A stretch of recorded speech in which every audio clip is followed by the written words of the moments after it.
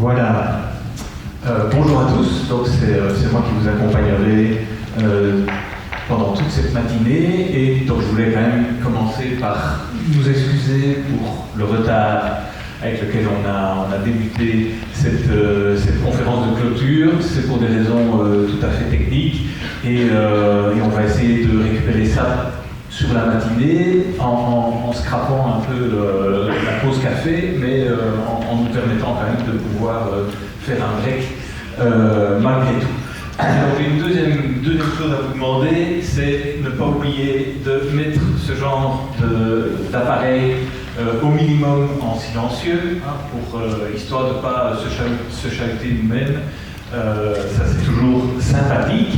Et puis la troisième demande, elle est vis-à-vis des personnes qui viendront, qui parleront, qui prendront la parole pendant la matinée, de ne pas oublier que nous avons une traduction simultanée, français, néerlandais, anglais, et que donc, pour que nos traducteurs ne deviennent pas complètement dingues au bout d'une demi-heure, d'avoir un débit, un rythme qui n'est peut-être pas celui avec lequel on parlerait dans une discussion animée de la vie de tous les jours. Voilà. Donc ça, c'était les trois petits messages que j'avais envie de vous faire passer. Alors notre premier invité aujourd'hui, donc vous l'avez compris déjà largement, vous le savez, Calico, c'est quelque chose qui aurait été absolument impossible sans l'action de beaucoup de personnes, mais entre autres aussi sans le soutien de l'Union européenne, et en particulier d'un programme Urban Innovative Action, qui a subsidié une partie très importante de ce projet Calico. Et donc, pour nous parler de ce programme, nous invitons Laura Colini, qui est parmi nous aujourd'hui. Et donc, Laura Colini, elle est docteure, habilitée en design urbain, régional et environnemental. Voilà, rien que ça mériterait sans doute une matinée. Son travail couvre les sujets liés aux inégalités urbaines, à l'inclusion des migrants et des réfugiés, ainsi que sur le logement. Elle travaille actuellement en tant qu'indépendante pour la Commission européenne, pour laquelle elle suit des programmes tels que Urbact, UIA et l'agenda urbain pour l'Union européenne. Laura Colini est l'experte d'Urban Innovative Action pour le projet Calico. Laura, vous avez 5 minutes. Bonjour, mes 5 minutes ont été utilisées pour me présenter très gentiment, merci. Alors, j'essaie de parler en français, mais mon français c'est limité, et si je n'arrive pas, j'espère à l'aide de traducteurs et des traductrices. Alors, mon regard sur Calico, c'est un peu un regard fragmenté, parce que je ne suis pas en Belgique, première chose, et seconde, parce que j'ai connu Calico quand il est déjà parti, peut-être presque la moitié. J'ai rencontré une fois les acteurs et les actrices de Calico en 2019, et après, comme tout le monde le sait, c'est changé un peu la situation de relations personnelles avec le Covid. Et c'était un peu difficile pour moi de suivre ce qui passait, tous les détails, toutes les nuances des discussions, des créations qui ont été à la base de ces projets que je trouve magnifiques. Parce que c'est un projet que utilise, comme le monsieur avant moi gentiment a dit, utilise des fonds européennes, il l'utilise d'une manière absolument innovative. Et c'est pas, j'utilise pas ce mot-là d'une manière répétitive ou plastique, c'est vraiment innovatif parce que on n'a pas un précédent de l'utilisation de EADF, de fonds FEDER, de fonds FEDER qui soutiennent le projet Urban Innovative Action, sur le CFTP, sur le CFT, sur le Community Land Trust, le modèle de Community Land Trust, qui a expérimenté dedans les modèles de Community Land Trust seulement pour la propriété groupée, cher, mais aussi pour le loyer et pour la création en plus de coopératives avec le soutien de social housing providers, des logements sociaux. Et ça, c'est une inspiration énorme dans les panoramas, dans les scénarios européens. Parce que dedans, dans les projets des Calico, il y a un aspect de cœur, de la solidarité qui c'est la base des discussions de la cohésion sociale en Europe, par toutes les villes. Il y a un côté qui parle de l'importance du féminisme dans la vision de la ville, pas seulement de la vision privée de l'aménagement de la famille, mais de la vision collective de comment on regarde, on vit la ville, la mobilité, l'accès, dans une situation que l'inégalité salariale en Europe entre les femmes et l'homme, c'est de 14%.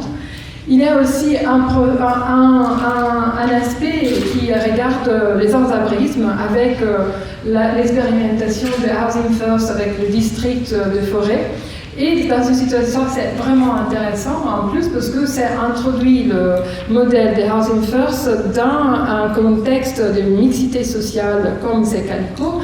Dans une situation européenne, si on monte d'échelle, situation européenne dont 700 000 personnes chaque nuit dorment à l'abri, dans la rue, n'ont pas un logement adéquat.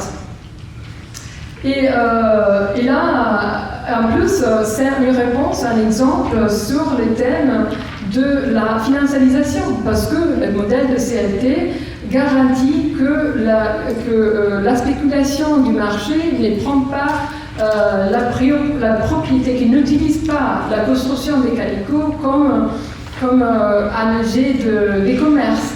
Parce que si on regarde au niveau européen, mais aussi mondial, le real estate sector, c'est le secteur le plus profitable au niveau mondial. C'est un secteur profitable parce que le logement, c'est devenu un objet d'échange dans les banques financières du monde.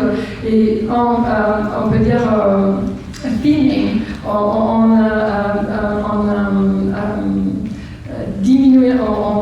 effaçant, si on peut dire ça en français, effaçant les conseils de droit au logement, qui c'est à la base de la Constitution européenne, qui c'est à la base de vivre ensemble, de vivre solidaire, c'est la base de pouvoir être soi-même, se développer dans la vie. Et comme ça, le projet des calicots, je trouve que c'est vraiment un petit exemple, parce que c'est seulement un bâtiment. On ne peut pas résoudre avec ça le problème du monde, mais c'est un bon exemple. C'est vraiment un bon exemple d'inspiration qui a inspiré et peut inspirer des autres villes, montée d'échelle au niveau de Bruxelles. On le voit avec tous les projets que le CLTB est en train de faire. Et c'est une inspiration, ça a été aussi une inspiration pour le programme de Urban Innovative Action, parce que avec ça, avec l'expérience des calicots, on a monté tout un an d'activités sur les logements, sur le droit à logement. Et si je voulais vous montrer, cette idée c'était de vous montrer le site, ça ne marche pas, mais ça s'appelle righttohousing.eu.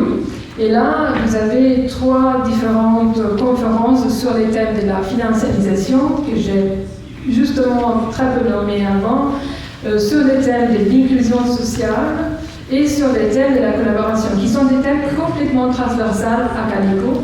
Et c'était pour nous, moi j'ai dit nous, mais j'ai inclus aussi Amélie et Camille qui sont ici présents dans le programme Urban Innovative Action.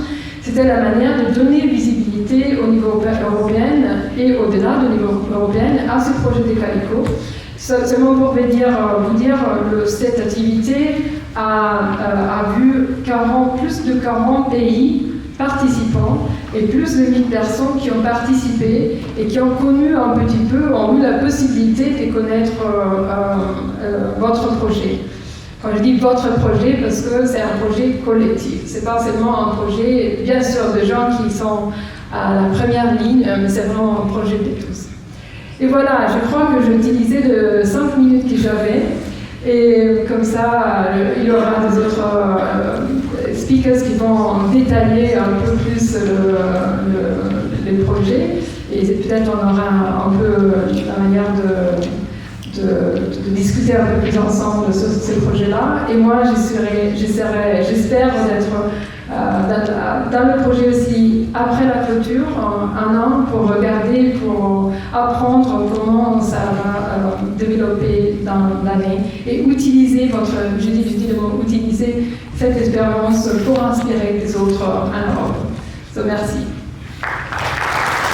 Merci Laura.